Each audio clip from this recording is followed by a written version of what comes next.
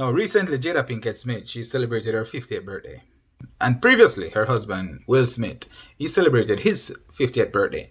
And on his 50th birthday, he decided that he was going to check one thing off his bucket list, and that was to jump out of an helicopter. He did achieve that. So, her friend reached out to her and said, Jada, what is on your bucket list for your 50th? And she affirmed that, yes, I do have a bucket list, but it's not physical. It's more spiritual. I want to learn how to love. And if you are like me, my first thought is, have a what? bucket list. I really want You want to to what? learn how to love, but I know Okay. what it isn't. She wants to learn how to love. Yes, you heard right. After being on this planet for 50 years, that's half a century, she wants to learn how to love. After being a child for 50 years, having a mother for 50 years, she wants to learn how to love. It gets better than that, right? She had been married for over 20 years. And she's still married to the same man. And even then, she still wants to learn how to love. You know, it gets better. She have 2 children, still alive. She wants to learn how to love. You can imagine. Oh, she have a mom. She have a husband. She has children. And I'm sure there are others. However, she have, and I won't say had, she have a best friend in Tupac. Yes, the Tupac who died long time ago. I don't remember how many years. She have a best friend in Tupac. She's still trying to learn how to love. The problem that I'm having with this is, what is her reason for saying that she wants to learn how to love after 50 years? And she's making this a public declaration. After being married for 20 years, having children, still a mom and still a child, right? She's a well-loved celebrity and she has fans, but she wants to learn how to love. Tupac Shakur famously wrote a letter to her telling how professing his love for her and their friendship, he would give her his liver, his lungs, his kidney, his blood marrow. No, it's true. Look it up. He would give her his heart. Because she is his heart in human form. That is the kind of love that she got from her friend.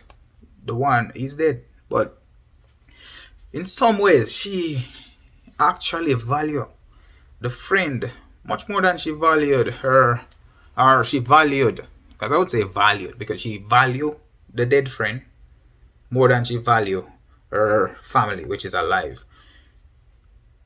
She is professing that after teaching people how to love themselves and how to be the best version of themselves for years now, she's actually saying that she wants to learn how to love. It is not sitting well with me. It to me, it's like gaslighting, you know. Do you know what gaslighting really is? Yes. Gaslighting is a psychological manipulation where a person do things and act a particular way for you to actually question your own sanity. Like, am I seeing correctly? Am I hearing correctly? Did I actually say that? These are not natural. But let's take it back a little further. When she explained that she have a friendship with Tupac, the friendship seems almost like a spiritual marriage, where Tupac is her spiritual husband. They didn't have a physical relationship where it became sexual. She was one of those who said, no, it was not sexual. It wasn't a romantic relationship. It was where this man was like a big brother, or more like a father, a person who protected me and guided me in a correct way. But we also have to understand that Tupac is the kind of person who said, real eyes sees real lies. You know, Tupac is the kind of person who actually spoke against things that weren't correct. The guy had one of those dominant spirit. He was like overwhelming, and he was overwhelming to a system, like a world system. So just imagine how overwhelming he would have been to an individual. And if he's protecting somebody, they must feel safe. Now, she referred that Tupac and Will Smith are very, very similar. And just from the outside looking in, just looking at the life of a Tupac and the life of a Will Smith, you can see how they were similar in the sense that Tupac is a dominant spirit and Will Smith is a dominant spirit. The only issue here is that Tupac would have been more of a dominant negative spirit, and Will Smith would have more like a dominant positive spirit. But let's take away the negative or the positive from this. More like Tupac was a dominant chaotic spirit, and Will Smith would have more been like a dominant calm spirit. And if you look at the life of a Jada Pinkett Smith, she would have been more like a chaotic spirit. I wouldn't say a dominant chaotic spirit. She would have been more like a loyal chaotic spirit, which sits well with a Tupac. Now, opposite attract, right? So you'd have expected that a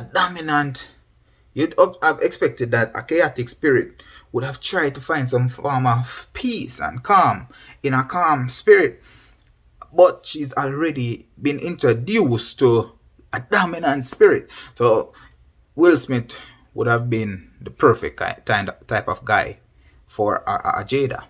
What's the problem is a dominant person will dominate. Now this woman allowed Tupac inside of her heart. She refused to have him leave. No, Tupac is a part of her. We're talking about this in a spiritual way. And if you look at her life is more based on a spiritual journey than a physical. Her physical journey that became obvious to everybody is absolutely horrendous. I'm sure that Tupac would have looked at her in a more pleasant way, but this physical person that she is now and her physical actions in the name of spirituality show that she's broken. She's broken, and he might have seen that she was heading towards being broken, or might have been broken, and he was saying, okay, let's protect you from future hurt. Let's protect you. But he died, and she's still crying. She said he left me. No, this woman has been married for years, and she's crying over her friend who died, which we all have a place in our heart for our friend.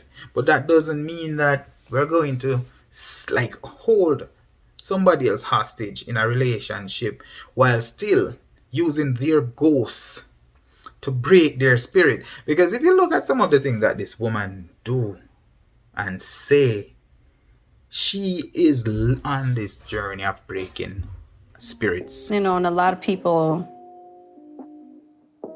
you know, talk about my relationship with Pac and trying to figure that out, you know, and that was a huge loss in my life. Absolutely. Yeah. Because he was one of those people that I expected to be here. My upset is more anger. Mm-hmm. You know what I'm saying? Because I feel that he left me. And I know that's not true. And it's a very selfish way to think about it, but I really did believe that he was going to be here for the long run. Yeah. Right. And so when I think about it, I still get really mad. I get mad at God. I get mad at him. I get mad at everybody. Right. He was one of the, I tell you, it's interesting. I have to say that Pac was probably one of the first male figures that I had in my life that saw the beauty and the talent and my intelligence separated from sex, right? So that's something that a child, a young girl usually gets from their father. I didn't have that. Right. Pac was the first one that it wasn't about sex. It was about you You're a beautiful woman, you're talented, you're strong, I respect you, and you are my girl. You gonna sit right here, and I'm gonna protect you.